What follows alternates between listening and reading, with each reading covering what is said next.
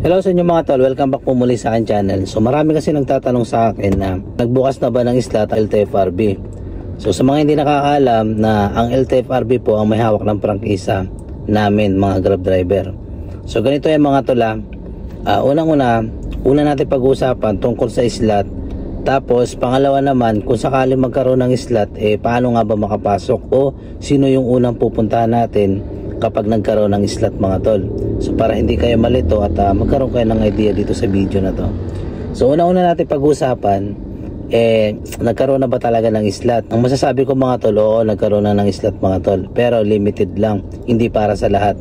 Kasi nagkaroon kasi ng meeting yung grupo namin at ang mga Grab admin tungkol dito sa issue na to. Kasi yung mga hinanain kasi namin, hindi namin ilapit sa kanila, pwede naming sabihin yung mga nararamdaman namin hinanayin. Kaya naglungsad ang Grab Philippines ng meeting about sa yung grupo kasi namin yung tinatawag kasi nilang Grab Alliance. Kaya pag merong binababa na importante o may bagong balita ang Grab Philippines, tinatawagan ng lahat ng grupo na magkaroon ng meeting, TNVS driver with Grab mga tol. So ganun po yung nangyayari. Ngayon, ang tanong mga tol, dun sa napagmitingan namin, may isang binanggit doon o nagtanong na totoo ba na nagkaroon na ng slot o naglabas na ng slot ang LTFRB. Ngayon, sinagot yun ng mga taga-admin. Ang sabi nila, oo nagkaroon lang pero hindi lahat mabibiyayaan. Bakit mga tol? Kung matatandaan nyo o kaya kung updated kayo, noong mga nakarang taong 2023, nagkaroon po o naglungsad po ang Grab Philippines ng Grab Caravan. So marami pong lumahok doon at kulang-kulang 2,000 po ang pumila. Hindi lahat ay nabigyan o nakapasok doon sa Grab Caravan mga tol. Kasi nga limited nga lang. So ang sabi nila nasa 1.5 mahigit lang daw ang nakapasok doon sa PICC. Yung ibang na late, ayun, uwi silang luhan. Noong mga nakaraang taon, marami kasing na-pending ng mga sasakyan na hanggang ngayon yung iba hindi pa nakakabiyahe. Kaya ngayon naglabas ang LTFRB ng slot para yung mga nakapila noong mga nakaraang taon makabiyahe na sila. Ngayon, ang tanong mga tol, ito, punta na tayo kasi nasagot ko na yung tanong sa inyo na may inilabas na bang slot ng LTFRB. So, ang sagot ng mga tol, meron na pero hindi para sa lahat. Para lang po yun sa mga pending o backlog nung mga nakaraang Grab Caravan. Dami kasi nakapila mga tol, kaya hindi basta-basta makakapasok talaga dito.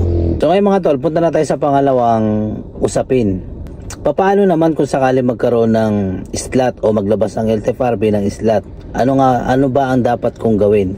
So yun yung tanong mga tol, no? Ang unang-unang gawin nyo mga tol kapag nabalitaan nyo at i-publish na ng taga LTFRB na maglalabas sila ng ganito karaming slot at ngayong araw ilalabas na nila, mag-a-announce kasi yan sila kaya i-follow nyo ang kanilang Facebook page ng LTFRB at yung Grab Philippines mga tol. I-follow nyo yan para maging updated naman kayo mga tol. Ngayon, kapag nagkaroon na ng slot at na-sure nyo na may slot na talaga, saan nga ba kayo pupunta? Iyon ang tanong. Ang sagot niyan mga tol, una nyo pupuntahan ay Grab Hub, opisina po ng Grab, hindi ang LTFRB mga tol, mali yun. Ang Grab po mismo ang inyong pupuntahan. Ang tanong, saan nga ba ang opisina ng Grab? Ang opisina po ng Grab ay dalawa. Unang-una sa Greenfield, Mandaluyong, pangalawa naman sa Marikina. So yun yung pagka tinype nyo yan sa Waze, Marikina o Grab Marikina, Grab Hub Marikina, i-type nyo lang sa Waze mga tol, may kita nyo na yan. Sa Greenfield naman, i-type nyo lang Grab Hub Mandaluyong. So makikita nyo na yung mga tol sa Waze. Ang pinaka-exact na sasabihin ko sa inyo ay sa Mandaluyong ay Grab Hub Greenfield Mandaluyong. Pero mga tol, sinusigurado ko lang sa inyo na kapag nagkaroon ng slot at na-sure nyo na, so ang pupuntahan nyo talaga mga tol ang Grab Hub Marikina. So doon po sila nag-i-entertain. Sa Greenfield kasi mga tol, karaniwang ini-entertain lang nila dyan yung mga nagkakaroon ng problema, na-dismiss yung case number, na-deactivate yung driver, may reklamo sa driver. So karamihan bagsakan dyan po sa Greenfield. Pero kapag mag-a-apply ka rito kay Grab, dun po sa Marikina ang punta mga tol. Grab Hub Marikina. Ngayon mga tol, punta na kayo kay Grab, pumila na kayo.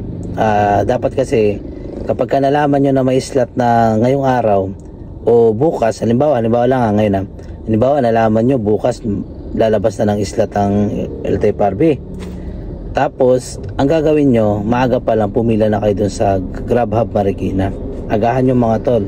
Hanggat maaari dapat alas 12 pa lang ng gabi o madaling araw nandun na kayo nakapila Kasi nga yung dati kasing mayari nito, alas 12 ng madaling araw sila pumila. Tapos ang masama pa nun ng pagpila nila doon, ang haba na. Siguro halos siguro hindi niya masabi, basta sobrang haba na ng pila. Kaya may papayo ko sa inyo, kapag ka nalaman nyo na may slot na inilabas ang LTFRB, o pupuntahan nyo ng mga tol, agahan nyo. Ngayon, kapag ka nasubmit nyo na-interview na kayo at hiningi na yung mga requirements nyo, sasabihin naman nila sa inyo kung ano yung mga kailangan nyo. Kung hindi sa'yo nakapangalan, kailangan ng SPA o kaya authorization.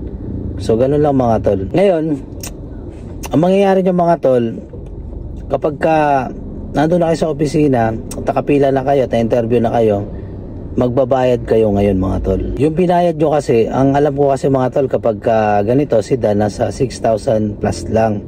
Kapag 7-seater naman o 6-seater, nasa 8,000 yata o 7,000 megit.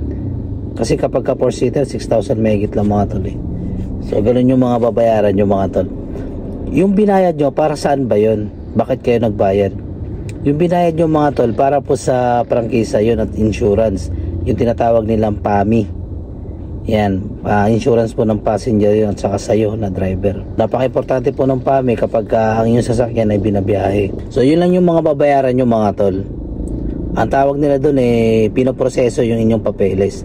Ngayon, kapag ka nagbayad na kayo at sasabihin na lang sa inyo ng taga-Grab, antayin nyo lang po yung text namin kapag lumabas na yung PA. So ano nga ba yung PA?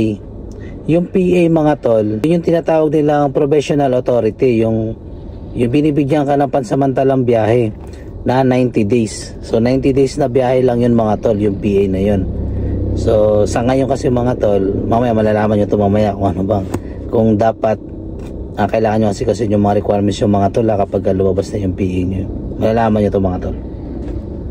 Ngayon, kapag lumabas na yung PA nyo o yung professional authority, magte-text ngayon si Grab. Tapos pupunta ka ngayon sa Grab office, mag-on-board ka na ngayon. Tapos 1 to 3 days ma-active ka na at pwede ka nang bumiyahe. Yo, congrats. Nakabiyahe ka na kay Grab. Ngayon, kapag ka nakabiyahe ka na kay Grab, dun sa provisional authority mo, yung PA mo, basahin mo yung mga tol. Meron doon nakalagay na notice of hearing. Yun, may petsa yun kasi may hearing yan para sa CPC, yung pinaka tunay na prangkisa. Kasi yung PA kasi pansamantalang lang yun prangkisa lang yung mga tol. Parang temporary lang siya ganun. Binibigyan ng LTFRB. So ngayon, kapag ka nakakabiyahe ka na, binibigyan ka ng 90 days, bumiyahe pansamantala, nakalagay doon yung mga requirements. Kailangan mong mag-submit o mag-comply ng requirements mga tol na hinihingi ng LTFRB para mabigyan ka ng tunay na prangkisa. Yung tunay na prangkisa na yung mga tol, kada 2 years yun bago na-expire. Samantalang sa PA naman, 90 days lang. Pero kapag hindi ka nag-comply, yung case number mo madidismiss yan. Mabablock ka dun sa portal, mawawala ka sa portal, hanggang sa pag na-dismiss ka na, at yung dismissal mo na ipadala kay Grab, dali ka na ngayon, deactivate ka na, hindi ka na makakabiyahe kay Grab. Tapos wala pa kasiguraduhan yung kung makakabalik ka. So ganun po. So ayun na mga tol, balik tayo. Binibigyan ka ng taga LTFRB ng 90 days para asikasuhin yung mga requirements yung mga tol. Tapos may petsa doon na yung petsa na yon na kailangan mo umattend ng hearing para sa CPC. At kapag okay na, na-approve na, yun, makakabiyahe ka ng mga tol at marirelease na yung prangkisa mo. At ang mangyayari, sasakyan mo ngayon ay hindi na private. public utility na yan mga tol, certified na yan. So ayun, ganun lang mga tol, ganun lang. Itong video na to sana nakatulong at sana nagkaroon kayo ng konting idea. Kaya sa mga nagtatanong, sana yung tanong nyo ay nagkaroon na ng kasagutan.